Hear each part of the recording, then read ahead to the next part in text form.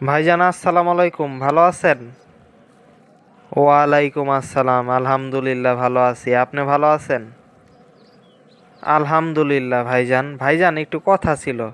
ভাইজান, এবার ভোটটা ধানের শীষে দিয়েন। আমরা ইনশাল্লাহ আপনাদের জন্য অনেক কিছুই করার চেষ্টা আছে। ইমাম ভাতা, মুয়াজ্জিন ভাতা দিমু এবং মসজিদ মাদ্রাসায় আমরা অনেক কিছু কইরা দিমু। আমাদেরকে ভোটটা দিয়েন এবার। হ হ হ এখন ভোটের সময় তো এখন আমগরে মনে পড়ছে আপনাগো কথা কইলে তো খারাপ কইবেন, কিন্তু বাস্তবতা এটাই। সারা জীবন আমাদের মনে থাকে না, শুধু ভোটের সময় মনে পড়ে।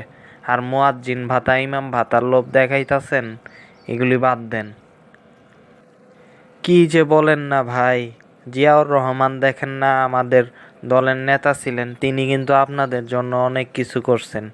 বিসমিল্লাহ, আল্লাহ আকবার এবং আল্লাহর প্রতি আস্থা এবং বিশ্বাস এটা কিন্তু সংবিধানে যুক্ত করছিলেন তিনি। এবং আমরা অনেক কিছু করছি অতীতে জিয়াউর রহমানের মাধ্যমে।